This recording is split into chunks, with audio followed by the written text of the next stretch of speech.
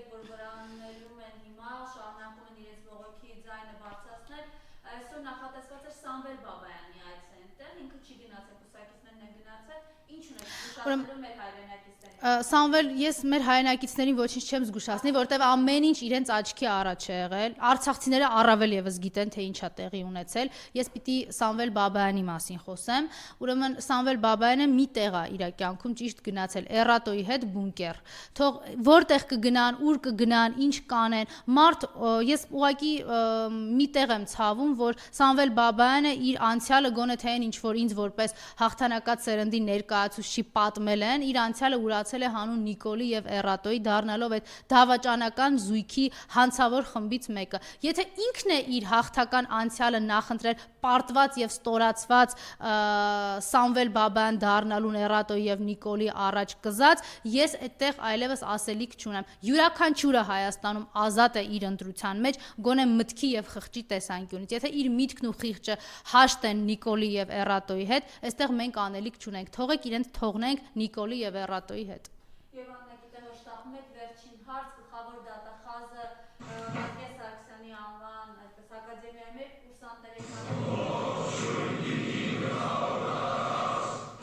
վարպետաց դասի շրջանակներում խնդրեմ։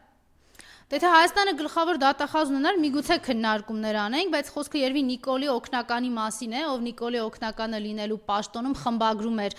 նախաքննական գաղտնիքներ պարունակող, բանկային գաղտնիքներ պարունակող տեղեկություններ, քննիչներին հրահանգներ էր տալիս, թե ով ինչպես պիտի դատվի, այսինքն այդ բռնաճնշումների տրամաբանության մեջ էր եւ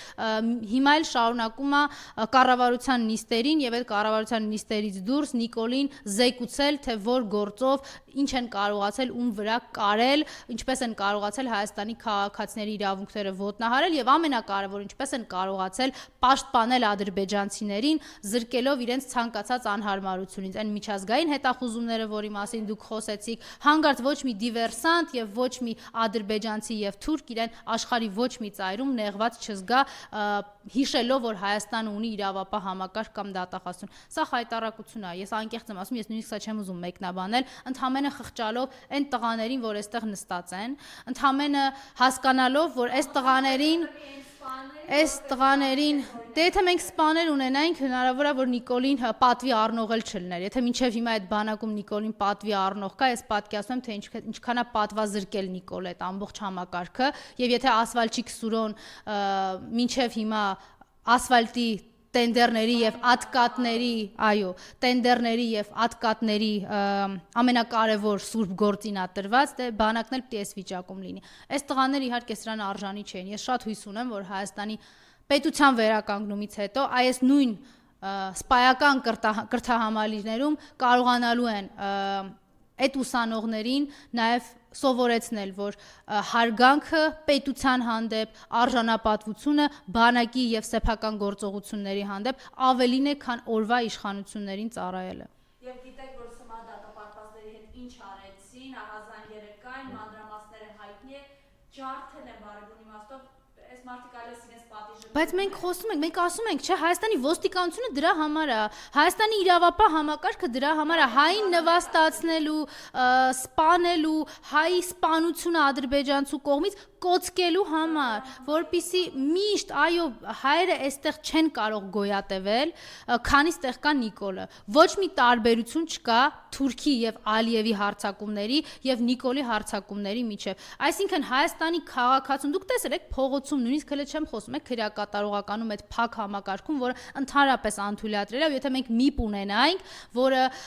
բացի ԿՊ-ականներին սրտիկ դնելուց Facebook-ում եւ իրենց հարցազրույցները լայքելուց գոնե այդքան բացահայտ ցույց չտան, էլի որ նույն թիմից են, խայտառակություն է ուղղակի։ Եթե ԿՊ-ականներին սրտիկ դնելուց բացի ինչ որ մի բանով զբաղվեր, գոնե ձևական իմաստով, միգուցե այս հասարակության հանրային համերաշխությունն էլ փորձ արվեր վերականգնելու։ Տեսել եք ոստիկանը ոնց է խոսում հայի հետ փողոցում, ստորացնելով, նվաստացնելով, ծաղրելով, իրենց մոտ սա ես վստահեցնում եմ, որ ինքը պարգևավճար է ստանում։ Այս հայի նկատմամբ արհամարանքը, իրենց առավելությունը ընդգծելը, ստորացնելը հային ունի կոնկրետ ծրագիր եւ իրենք սրա համար խրախուսվում են։ Կհիշեք Նիկոլը ոնց էր խոսում ոստիկանների հետ 2018-ին կամ դրանից առաջ։ Ինչ բառամթեր կասես չէր օգտագործում։ Իրեն, որ ինքը ով է, որ ասում էր պիտի ինձ չես տակ։ Հիմա դու կարող ես ոստիկանից օրինական գործողություն պահանջել։ Ինչքան շատ ծեծի Հայաստանի քաղաքացուն, այնքան ավելի շատ կպարգևատրվի Նիկոլի կողմից։ Իսկ այն կարմիր եւ սև գույնի գլխարկներ հագած կենթանիների մասին ընդհանրապես խոսել պետք չէ, որովհետեւ դրանց համար պատասխանատվությունը պիտի ուղղակիորեն անխուսափելի լինի, թե չէ այս երկրում հանրային համերաշխությունը հնարավոր չի լինելու վերականգնել։ Ես նշեցի, որ ինքը նույնիսկ Արփինե Դավոյանից ավելի ցածր իրավագիտակցություն ունի, կարծում ավելի ճիշտ կներ Արփինե Դավոյանին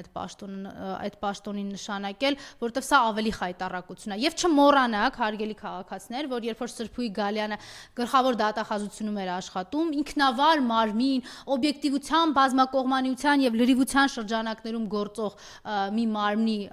պաշտոնատար անձ էր, ինքը հրապարակային հայտարարեց, որ Նիկոլի քաղաքական թիմի անդամն է եւ կրում է քաղաքական պատասխանատվություն, այսինքն այդ դատախազությունը քաղաքական Նիկոլի հանցախմբի մի մասնիկն է կազմում։ Սրա մասին եւս չմոռանաք։ Շնորհակալություն։ Ես եմ շնորհակալ։